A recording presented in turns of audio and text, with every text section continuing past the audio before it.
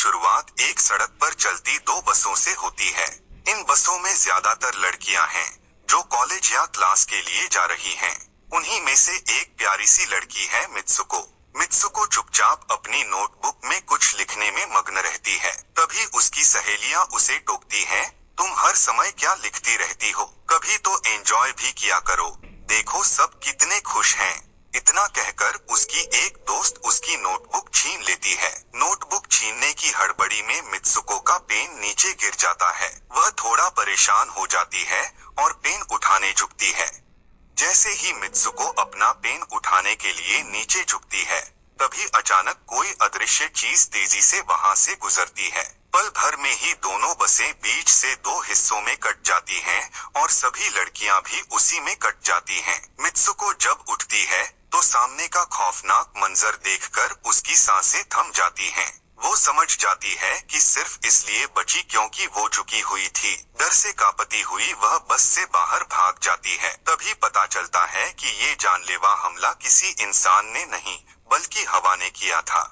वो रहस्यमयी हवा अब मित्सुको का पीछा करने लगती है। यह देखकर मित्सुको घबराकर दौड़ पड़ती है। भागते हुए उसे चार और लड़कियां नजर आती हैं। वह जोर से चिल्लाकर उन्हें झुकने को कहती है, पर तब तक बहुत देर हो चुकी थी। हवा पल भर में उन्हें भी बीच से काटकर चली जाती है। हालांकि मित्सुको किसी तरह एक लड़की की जान बचा लेती है। तभी उनकी नजर कुछ साइकिल पर जाती लड़कियों पर पड़ती है। मित्सुको उन्हें भी चेतावनी देने की कोशिश करती है, मगर वह हवा उन पर भी वही खौफनाक हमला कर देती है। जिस लड़की को मित्सुको ने अभी अभी बचाया था, उसे भी वह अदृश्य हवा मार देती है। यह देखकर मित्सुको बुरी तरह डर जाती है और इधर उधर भागने लगती है। भागते भागते वह एक नदी के पास पहुंचती है। वहां का नजारा देखकर उसके होश उड़ जाते हैं।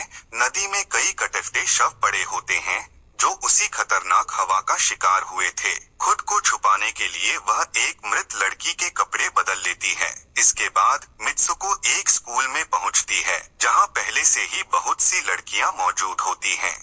स्कूल में पहुंचने पर मित्सुको देखती है कि वहां की लड़कियों की यूनिफॉर्म उससे बिल्कुल अलग है। उसे यकीन हो जाता है कि वह इस स्कूल की स्टूडेंट नहीं है। तभी एक लड़की उसके पास आती है और मुस्कुराते हुए पूछती है, तुम ठीक हो? मित्सुको हैरान रह जाती है क्योंकि वह लड़की उसकी बेस्ट फ्रेंड जैसी लगती है।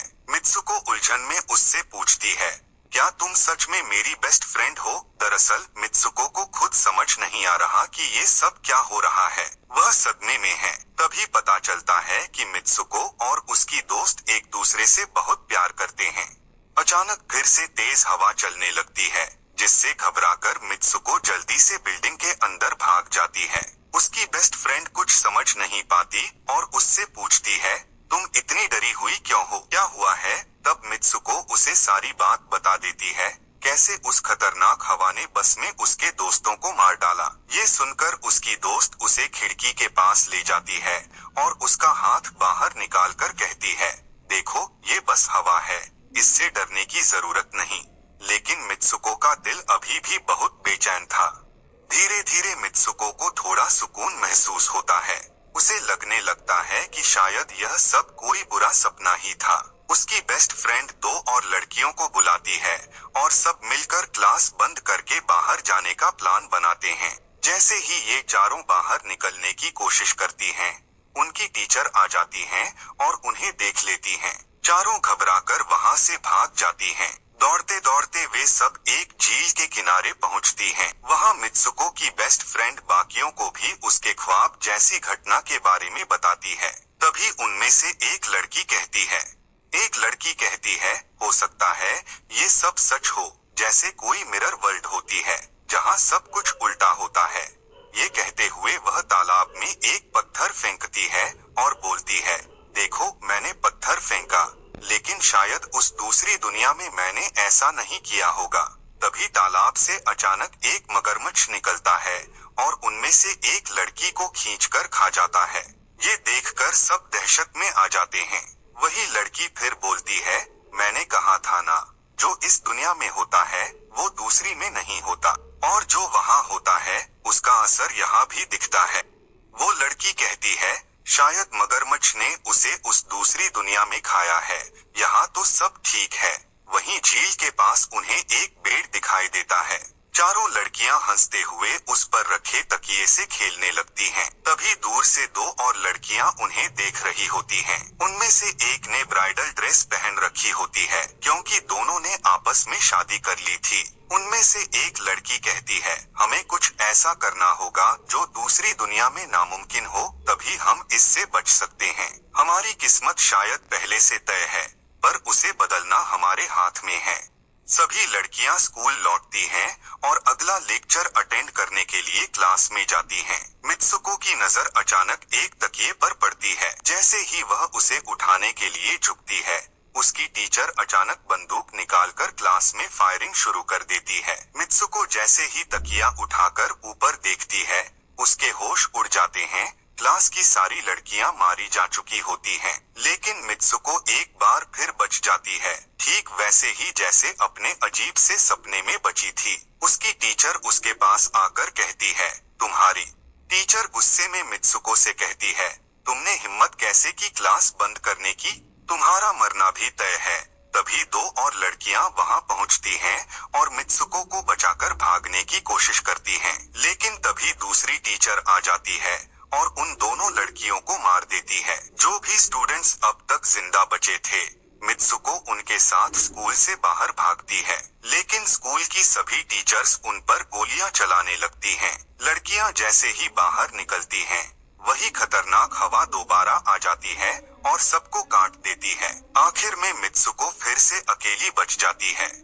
मित्सुको वहां से भागती है और भीड़-भाड़ वाले इलाके से होते हुए पुलिस स्टेशन पहुंचती है। वह पुलिस को सारी बात बताती है, लेकिन पुलिस वाली उसे हैरानी से देखती है और कहती है, तुमने तो स्कूल का ड्रेस भी नहीं पहना है।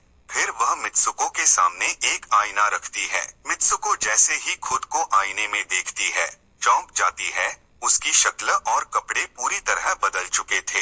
लोग उसे अब मित्सुको नहीं, किसी और नाम से पुकार रहे थे। तभी पुलिस ऑफिसर उसे बताती है कि उसकी शादी होने वाली है और उसे शादी के लिए लेकर चल पड़ती है। आसपास सब लोग उसे देखते हैं। जैसे ही मित्सुको चर्च पहुंचती है, लोग उसे बधाई देने लगते हैं। वहां उसकी बेस्ट फ्रेंड भी मौजूद होती है। मित्सुको घबराकर उससे पूछती है, यह सब मेरे साथ क्या हो रहा है? उसकी दोस्त फौरन कहती है, अभी चुप रहो, हम किसी के कंट्रोल में हैं, बस वही करना जो मैं कहूँ। फिर वह मित्सुको को वेडिंग ड्रेस पहनने में मदद करती है और उसे आगे बढ़ने के लिए कहती है। मित्सुको जैसे ही वेडिंग सेरेमनी की ओर जाती है, वहां मौजूद सारी लड़कियां उसका मजाक उड़ाने लगती हैं। यह देखकर उसकी बेस्ट फ्रेंड गुस्से में आकर एक-एक कर सबको मारना शुरू कर देती है। जैसे ही मित्सुको आगे बढ़ती है, उसे महसूस होता है कि स्टेज पर दूल्हे की जगह एक ताबूत रखा है। ताबूत खुलते ही उसमें से एक बड़ा सुअर बाहर निकलता है। यह देखकर मित्सुको बुरी तरह डर जाती है और पास पड़ी टूटी बोतल से उस पर हमला कर देती है। हड़कंप मच जाता है। मित्सुको और उसकी बेस्ट फ्रेंड वहां से तेजी से भागती हैं। चर्च के गेट पर दो लड़कियां उन्हें रोकने की कोशिश करती हैं, लेकिन मित्सुको की दोस्त उन्हें भी खत्म कर देती है। मित्सुको अब दूसरी दिशा में अकेली भागती है, क्योंकि उसे अब पूरा यकीन हो चुका था कि उसकी। मित्सुको को अब साफ लगने लगता है कि उसके साथ कुछ बहुत अजीब हो रहा है। आगे बढ़ते हुए वह एक आईने में खुद को देखती है तो पाती है कि उसका चेहरा और कपड़े फिर से बदल चुके हैं। अब वह किसी रेसिंग ट्रैक पर होती है, जहां रेस शुरू होने वाली है। कुछ लड़कियां उसके पास आकर कहती हैं, तुम तो बेहतरीन रेसर हो, फिर खड़ी क्यों हो? भागो। मित्सुको दौड़ना शुरू करती है और अपने अंदर अचानक बहुत ताकत महसूस करती है। वह जीतने की पूरी कोशिश करती है। दौड़ते वक्त उसे अपने मरे हुए दोस्त भी नजर आते हैं, जिनकी जान स्कूल में गई थी। तभी उसी समय मित्सुको की बेस्ट फ्रेंड भी वहां पहुंच जाती है। दोनों देखती हैं कि वही सुअर और चर्च में रोकने वाली औरतें अब उनकी तरफ बढ़ रही हैं। डर के मारे दोनों तेजी से भागने लगती हैं। रास्ते में कुछ लड़कियां मित्सुको से कहती हैं, इस दुनिया से निकल जाओ, वरना तुम भी फंस जाओगी। मित्सुको भागते भागते एक सुनसान अंधेरी जगह पर पहुंचती है। वहां कुछ लड़कियां यूनिफॉर्म में खड़ी होती हैं। वो सब मित्सुको से कहती हैं, हम सब मर चुके हैं, अब तुम्हें भी मारेंगे। लेकिन तभी मित्सुको की बेस्ट फ्रेंड बीच में आ जाती है। मित्सुको की बेस्ट फ्रेंड उस लड़की को मार देती है और मित्सुको को वहां से भगा ले जाती है। भागते हुए वह मित्सुको से कहती है, अपना नाम जोर से पुकारो। मित्सुको घबराते हुए कई बार अपना नाम जोर जोर से बोलती है। तभी अचानक वह फिर से अपने असली रूप में लौट आती है। उसकी दोस्त उसे अपना हाथ दिखाते हुए कहती है, मेरे हाथ में जो ये वायर लगी है, प्लीज इसे निकाल दो, तभी मैं इस दुनिया से बाहर जा पाऊंगी। मगर मित्सुको डर जाती है कि कहीं वायर खींचने से उसकी दोस्त की जान न चली जाए, क्योंकि वह उसे बहुत प्यार करती थी। मित्सुको अपनी दोस्त से बहुत प्यार करती थी, इसलिए वह वायर नहीं खींचना चाहती थी। मगर बार बार कहने पर वह मजबूरी में वायर खींच देती है। वायर निकलते ही उसकी बेस्ट फ्रेंड की बॉडी दो हिस्सों में बंट जाती है। मित्सुको सदमे में होती है। तभी उसे पास में एक गेट दिखाई देता है। वह उस दरवाजे से बाहर निकलती है तो देखती है कि अब वह आदमियों की दुनिया में पहुंच चुकी है। वहां उसके बड़े बड़े पोस्टर लगे होते हैं, जिन्हें कुछ लड़के देख रहे होते हैं। तभी एक लड़का उसके पास आता है और कहता है, तुम अब फ्यूचर में हो। यह सुनते ही मित्सुको बेहोश हो जाती है। कुछ देर बाद जब उसे होश आता है, तब वह मित्सुको आगे बढ़ती है तो देखती है कि एक बूढ़ा आदमी बैठा हुआ गेम खेल रहा है। स्क्रीन पर वही कैरेक्टर नजर आता है जैसा मित्सुको इस वक्त दिख रही थी। मित्सुको को देखकर बूढ़ा मुस्कुराता है और कहता है, ये गेम मैंने ही बनाया है और तुम सबको मैं ही कंट्रोल करता हूँ।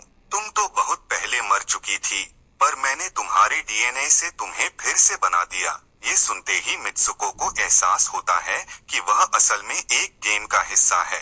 उसे लगता है शायद वह वापस अपनी असली दुनिया जा सकती है, लेकिन तभी एक आदमी आकर उसका हाथ पकड़ लेता है।